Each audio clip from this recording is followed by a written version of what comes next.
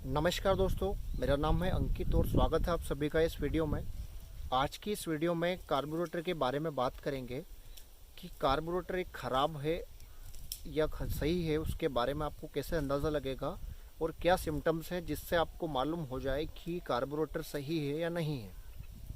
ठीक है, मेरा अनुभव है कि बाइक अगर आपकी 60 या 70 हज़ार किलोमीटर चल चुकी है तो धीरे धीरे कार्बोरेटर अपनी परफॉर्मेंस को डाउन करने लगता है और जो बाइक की माइलेज है वो ड्रॉप आउट होती है और पेट्रोल का कंजप्शन थोड़ा बढ़ जाता है। ठीक है, क्योंकि कार्बोरेटर में बहुत सारे कंपोनेंट्स लगे हुए रहते हैं और आपने देखा होगा कि बहुत सारे होल्स रहते हैं। और कार्बोरेटर का जो स्ट्रक्चर है उसके बारे में भी आज समझेंगे। इससे पहले आपको बता दूं कि किसी भी कार्बोरेटर में पेट्रोल का कंट्रोल आप नहीं कर सकते, ओनली वन आप एयर को कंट्रोल कर सकते हैं। ठीक है, क्योंकि आपने सुना होगा कि एयर स्क्रू को आप इतना खोलिए या इतना खोलिए। ठीक है, तो उस एयर स्क्रू को खोलने का मतलब है यानी सेट करने का मतलब है क्योंकि किसी भी फ्यूल को जलने के लिए, ठीक है, एयर का और फ्यूल का एक रेशो होता है। इससे पिछली वीडियो में मैंने आपको बताया था कि जैसे कि पेट्रोल का जो रेशो है वो है 14:1, यानी 1 ग्राम अगर पेट्रोल है तो उसमें 14 ग्राम एयर का होना ज़रूरी है। ठीक है, ये मिश्रण अगर आपका 14:14 के रेशियो में अगर बराबर है तो जो बाइक की परफॉर्मेंस है वो भी वेल मेंटेन रहेगी, बढ़िया रहेगी मतलब, और उसके बाद में जो बाइक का माइलेज है वो भी बढ़िया रहेगा। ठीक है, तो आप कंट्रोल पेट्रोल का नहीं कर सकते, एयर का कर सकते हैं। ठीक है, और इसके बाद पूरे स्ट्रक्चर को भी समझेंगे। और आज हमारे पास 2 कार्बोरेटर है, इनमें से एक कार्बोरेटर बढ़िया है मतलब नया है और एक कार्बोरेटर पुराना है। और इसके अलावा दोनों को साइड बाय साइड में रखूँगा, सभी कंपोनेंट्स को खोलकर मैं आपको बताऊँगा, जिससे आपको बेहतर अंदाज़ा लगेगा और आप खुद देख सकेंगे कि हाँ, ये अगर ख़राब कार्बोरेटर है तो उसमें क्या ख़राब होता है और अच्छे कार्बोरेटर का क्या सिम्टम्स हैं। ठीक है, कार्बोरेटर के ख़राब होने का सबसे मेन कारण है एयर फिल्टर को टाइम टू टेबल रिप्लेस या ना करना या उसको साफ़ ना करना। ठीक है, क्योंकि कार्बोरेटर से पहले रहता है एयर फिल्टर की बॉडी, और एयर फिल्टर की बॉडी में लगा हुआ रहता है एयर फिल्टर। ठीक है, एयर फिल्टर नाम से ही आपको लग रहा होगा, नाम से ही पता चलता है कि एयर फिल्टर यानी हवा को साफ़ करने का काम करता है एयर फिल्टर। ठीक है, इन्वायरमेंट में जो भी डस्ट धूल वगैरह रहती है इंजन में, वो हवा जाने से पहले एयर फिल्टर से होकर के पास थ्रू होती है। तो जो डस्ट वगैरह रहता है वो एयर फिल्टर पर चिपका रहता है और जो साफ़ हवा है वो इंजन को मिलती है और हवा कार्बोरेटर से होते हुए इंजन में जाती है। अगर जो एयर फिल्टर को अगर पहले हम निकाल देंगे तो इंजन के भी डैमेज होने का चांस रहता है और कार्बोरेटर के भी चांस होने का, ख़राब होने का जो खतरा है वो रहता है। तो आप सबसे पहले एक काम कर सकते हैं इसके लिए कि ओनर मैनुअल, हर बाइक की एक ओनर मैनुअल रहती है और हर कंपनी उसको प्रोवाइड करती है। अगर आप नई बाइक वगैरह लेते हैं तो उनको आप देखेंगे तो लगभग सभी कंपनियां 12,000 किलोमीटर का रिप्लेस टाइम उनको बताती है।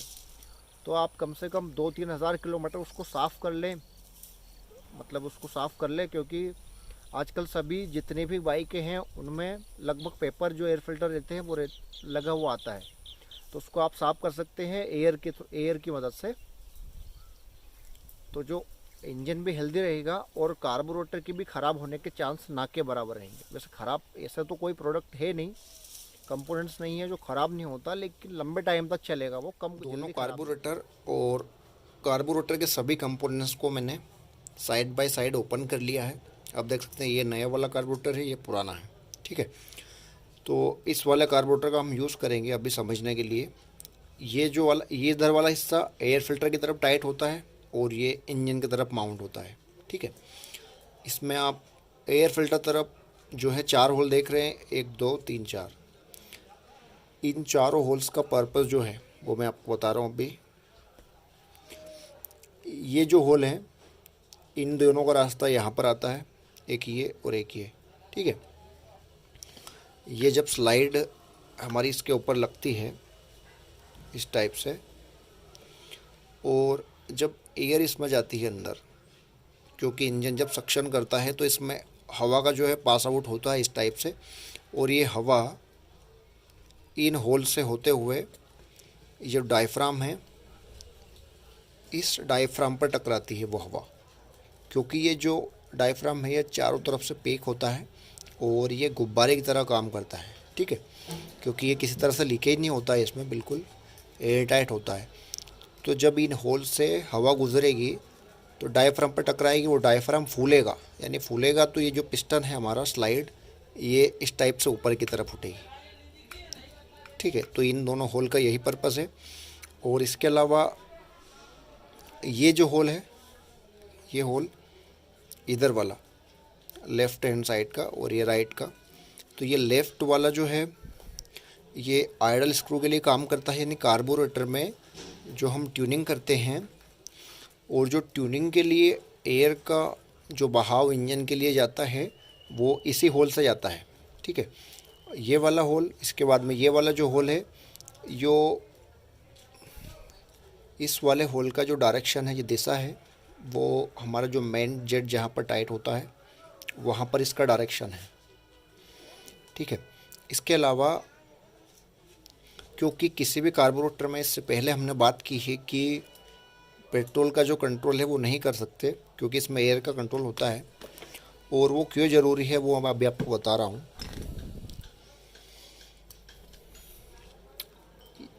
ये एग्ज़ाम्पल के थ्रू आप समझ सकते हैं कि मान लो कि ये जो स्लाइड है ये कार्बोरेटर के अंदर ही अभी लगी हुई है, और ये जो हमारा मेन जेट है कार्बोरेटर का, ठीक है। और इसको फोकस कर लेता हूँ, ठीक है।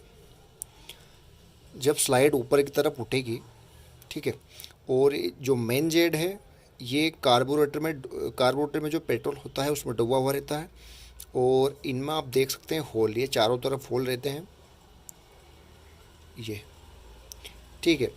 तो जैसे ही कार्बोरेटर की जो स्लाइड है ये ऊपर उठी, जितनी ऊपर उठेगी उतना यहाँ से इस होल से जो पेट्रोल है वो हमारे इंजन के लिए मिलेगा, इंजन को मिलेगा, ठीक है, और इंजन को पावर मिलेगी। तो अब ये बताइए कि ये जो स्ट्रक्चर है इसमें पेट्रोल का कहीं से कहीं तक भी जो कंट्रोलिंग है वो नहीं हो सकता है। तो मतलब पेट्रोल के इस बहाव को, अगर ये जितना जा रहा है उतना ठीक है, लेकिन इसको जलने के लिए हवा कितनी चाहिए उसको कंट्रोल हम कर सकते हैं, ठीक है। तो उस हवा को हम यहाँ से कंट्रोल करेंगे। यहाँ पर एयर स्क्रू टाइट होता है, जैसा कि आप देख सकते हैं ये वाले कार्बोरेटर में लगा हुआ है, इसका मैंने खोल लिया है, ठीक है। और यहाँ पर होल रहते हैं एयर के लिए, ये वाला जो आप देख सकते हैं, ये वाला अंदर एक ये और एक ये, और इसके अंदर 2-3 होल है, तो ये एयर के लिए काम करते हैं, ठीक है। एयर यहाँ से कंट्रोल हो जाती है, तो पेट्रोल जितना जाएगा उतना चला जाएगा, लेकिन उस पेट्रोल को जलने के लिए जितनी एयर की ज़रूरत होती है वो यहाँ से हम कंट्रोल कर सकते हैं, ठीक है।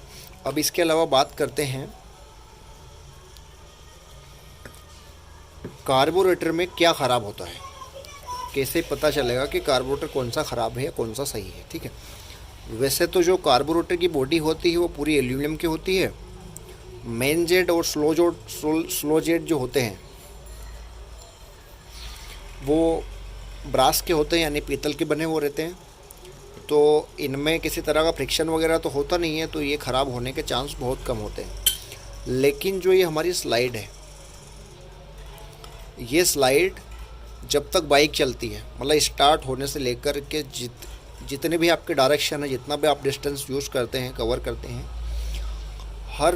हर टाइम में जो स्लाइड है चलती रहती है, ऊपर नीचे। आप एक्सीलरेटर कम करेंगे तो स्लाइड नीचे जाएगी, एक्सीलरेटर खींचेंगे तो ऊपर जाएगी, ठीक है। तो अब ये बार बार जैसे कि आपने वो सुना होगा, दोहा बोलते हैं उसको, कि रसरी आवत जात ते सिल पर परत निशान, ठीक है। तो जब एक रस्सी पत्थर पर निशान कर सकती है तो यहाँ तो मेटल से मेटल का फ्रिक्शन हो रहा है, क्योंकि ये जो हमारी स्लाइड है कार्बोरेटर की, ये भी एल्यूमिनियम की रहती है और ये भी एल्यूमिनियम की रहती है। ये थोड़ी हार्ड रहती है और ये वाली जो सुई टाइप का आप देख रहे हैं पिन वाला स्ट्रक्चर, ये थोड़ा सा सॉफ्ट रहता है। ठीक है, तो ये इस टाइप से ऊपर नीचे होती है।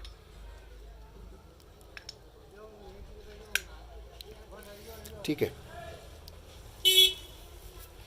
ये हर बार ऊपर नीचे होती है इस टाइप से। तो ये आप देख सकते हैं इसका हल किस टाइप से होता है। फिर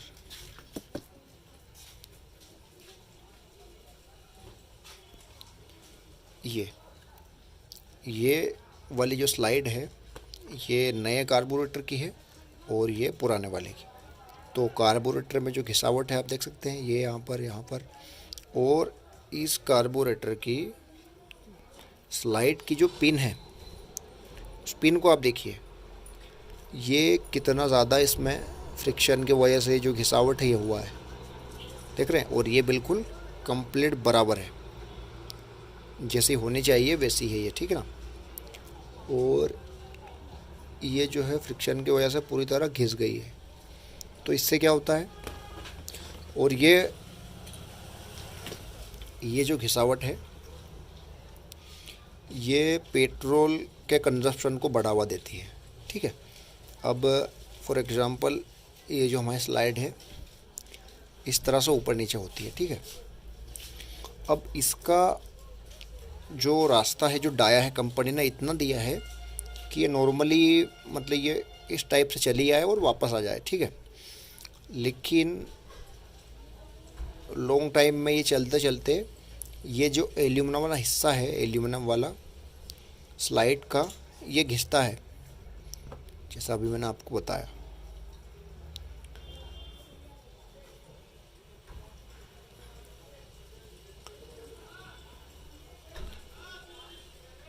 उससे क्या होता है कि जितना आप समझिएगा थोड़ा सा ध्यान से,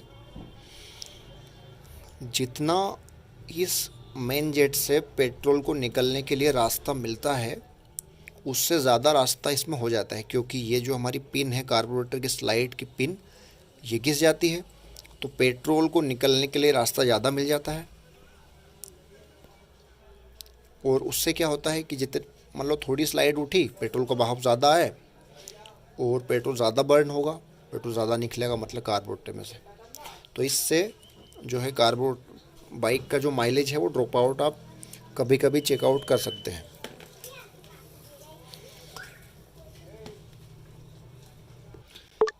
प्रिकॉशन के तौर पर आप इस स्प्रिंग को भी चेकआउट करिए कि आप कभी भी इसको कंप्रेस तो कर सकते हैं लेकिन इसको एक्सपेंड ना करिए। ठीक है, क्योंकि इस स्प्रिंग में भी बहुत ज़्यादा जो इंजीनियरिंग आप बोल सकते हैं उस तकनीक का यूज़ किया जाता है कंपनी की तरफ से। ठीक है, क्योंकि ये इतनी सॉफ्ट रहती है कि थोड़ा भी एयर का जो कार्बोरेटर में एयर गई और हमारी स्लाइड ऊपर की तरफ उठेगी इस, ठीक है, हवा के उससे, और उसको वापस ले जाने के लिए स्प्रिंग का काम किया जाता है। अगर इस स्प्रिंग को आप एक्सपेंड कर देंगे तो ये हमारी जो स्लाइड है वो स्लाइड अपने टाइम ड्यूरेशन के हिसाब से जितनी उसमें एयर गई उसके अकॉर्डिंग वो ऊपर नहीं उठेगी। तो बाइक इससे स्टार्टिंग में दिक्कत दे सकती है या मिसिंग कर सकती है आपकी बाइक, तो आप ध्यान रखिए। ठीक है, और इसके अलावा आप देखिए कि ये जो स्लाइड है वो जो डायफ्राम है, इस डायफ्राम में आप होल देखिए, ये पुराने वाला डायफ्राम है।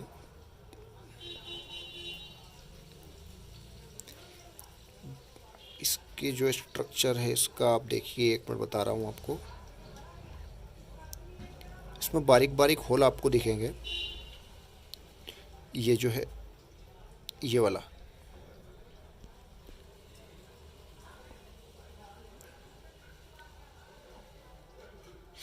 ठीक है, ये वाला जो होल देख रहे हैं आप,